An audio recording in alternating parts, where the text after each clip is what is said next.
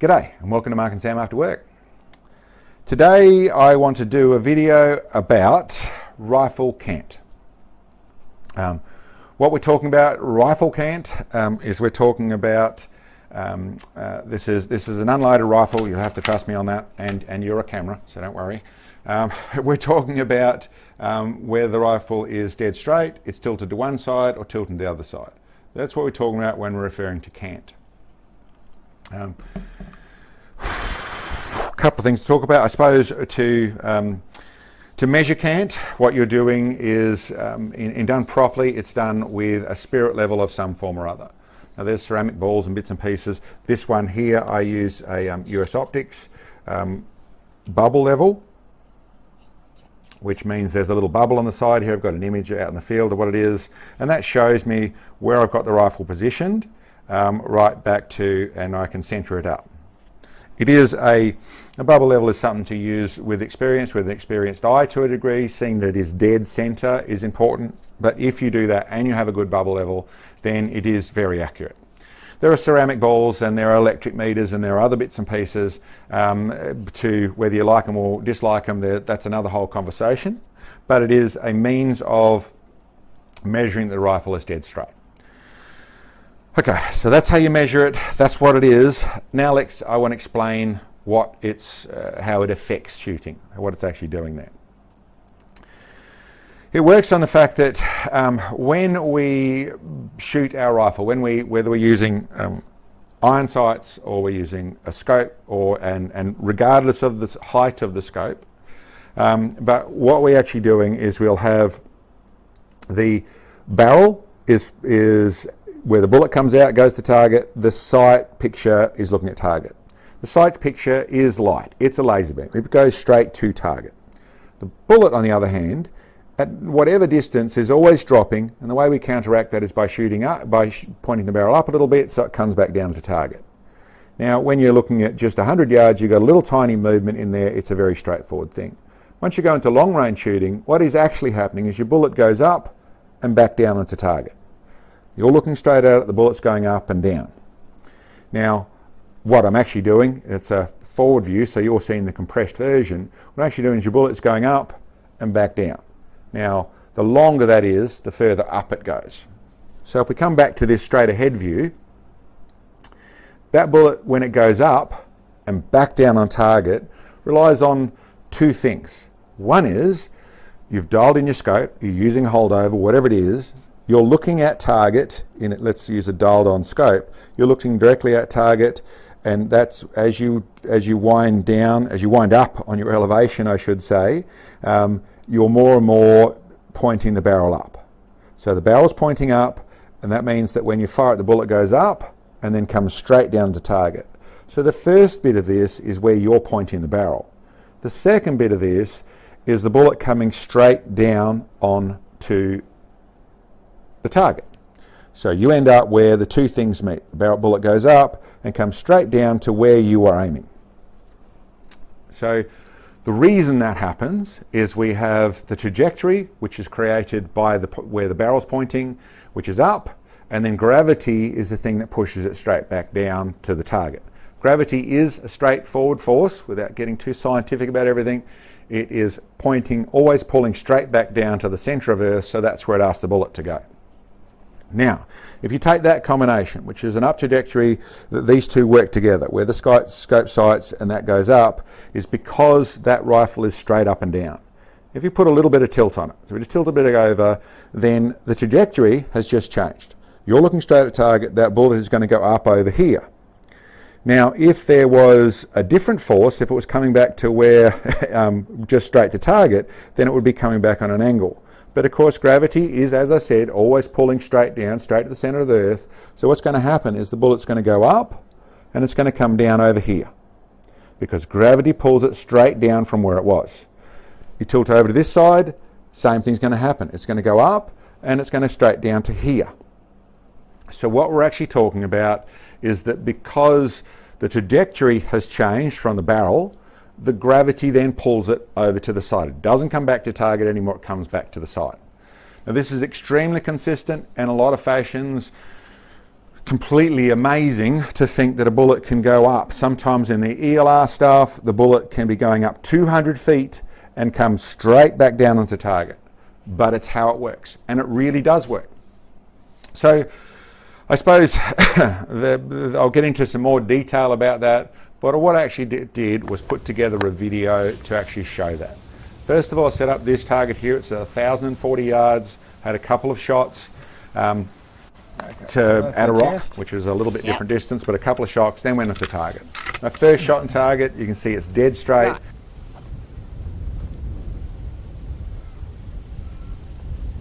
I shoot at target.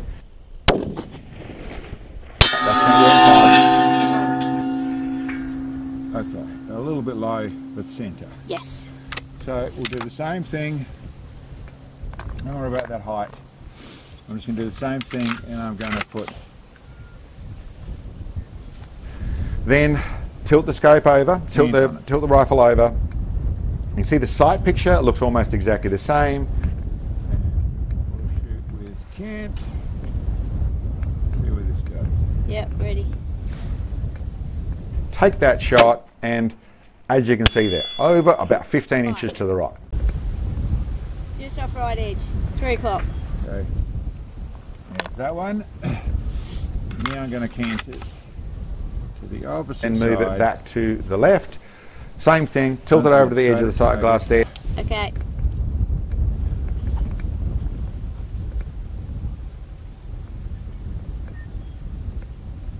Take that shot, and you can see same result, 15 inches to the left. Bottom left corner.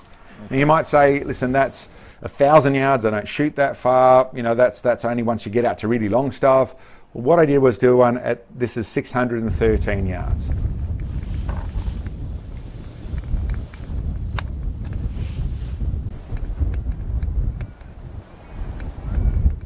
Exactly the same process. Got the rifle straight, shot at target, a little bit of wind there, it's a little bit off, it's a little bit to the left, but still that'll do the job. That's the first one. That'll do. Not dead centre, but that'll do. Yep. So I do the same thing. I'm going to cant. Tilt the rifle over the side there, around 2 degrees.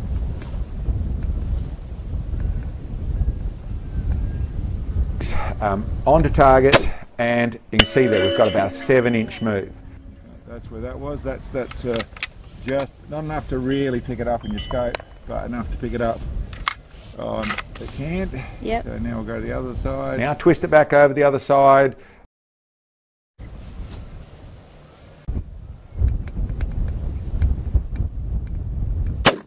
Same thing, off the plate. Okay, well, as you can see, that target there is like 450 mils wide. That's 18 inches wide. And we are not able to stay on target with, if you look at those sight pictures, and here's an image of the actual mount the rifle was twisted, you couldn't have really told that without using the bubble level. And that was not able to keep it on that target. You imagine you come back down to a 10-inch target at just 600 yards, which is precision rifle, and what we should be able to do. Without getting your CANT right, you're not going to be able to hit there. And I suppose what I'm saying in a few forms, I suppose there's a few things to go into.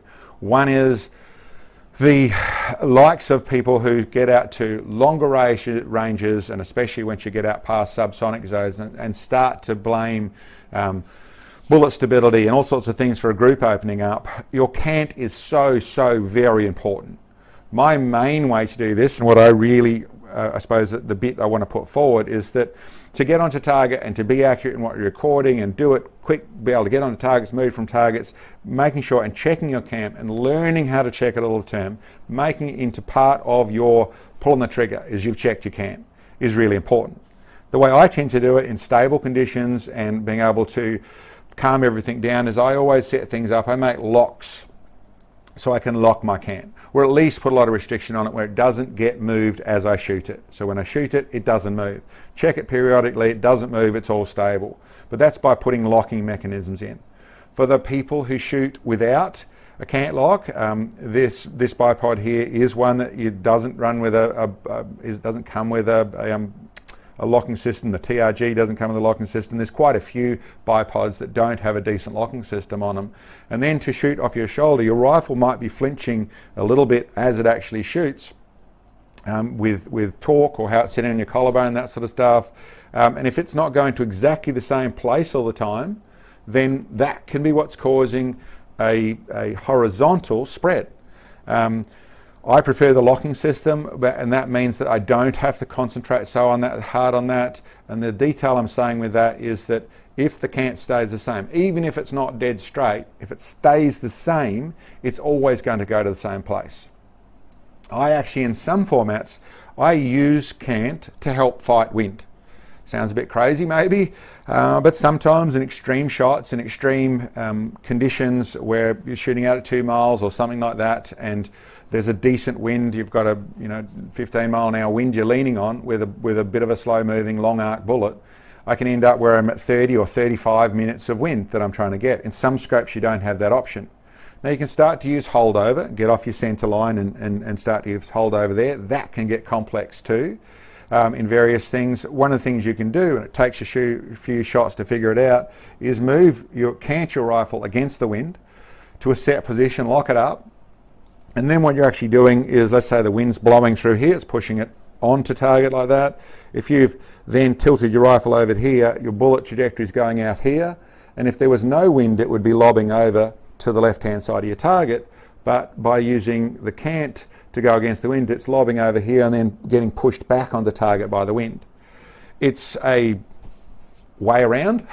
It's definitely not something that I would recommend unless it's needed, but in some extreme situations it can make things work. It does take a few shots to figure out where all that's going. There isn't a set number to tilt it over, and there's probably some mathematician that can figure that out, but really in the field, especially dealing with a variable light wind, there's all sorts of other things going on, but it can be a go around, like I said.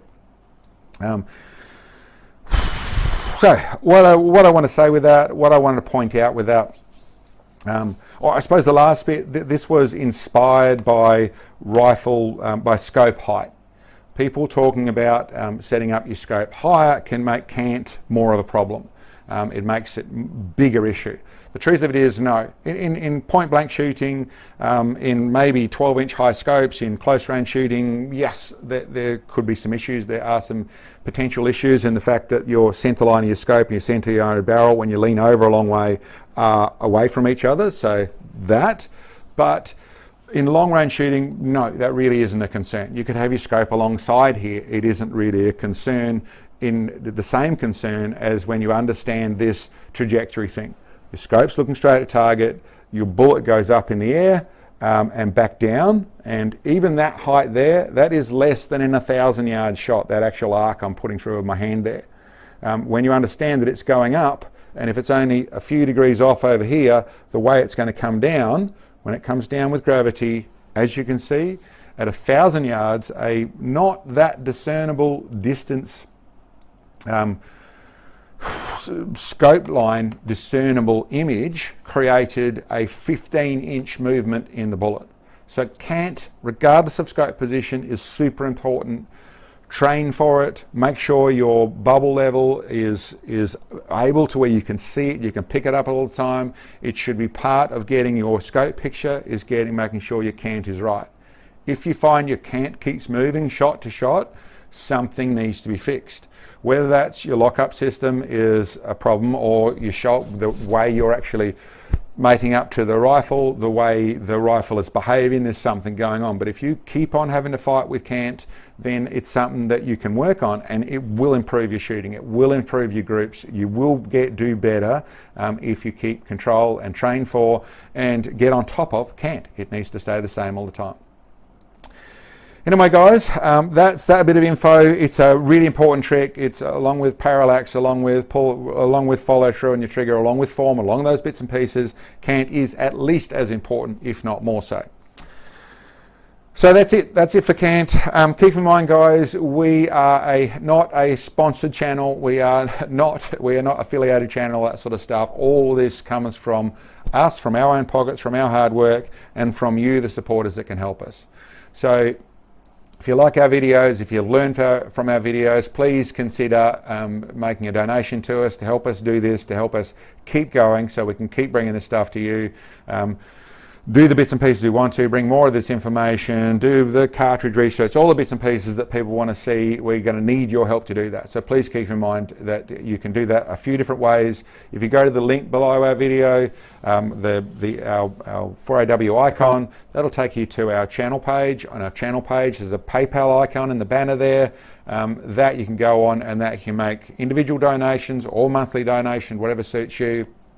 And then over on our web store, we make all sorts of products. A lot of these are about helping the precision shooting, the ELR shooting, making things better, from bipod systems to bag bases to you name it. What I have come up to help me is something that we now can sell to people all over the world, so that can happen there. We also have our support bits there. We have the caliber choices and where people want to help us with that sort of stuff. So lots of ways you can help us. We'd really appreciate it. And don't forget to like, subscribe, share, all that sort of stuff. Really helps us. We'd like to grow the channel. We really enjoy being able to help, but we need the help back so we can keep it going. Thanks very much for checking in on us, guys, and we'll catch you next time.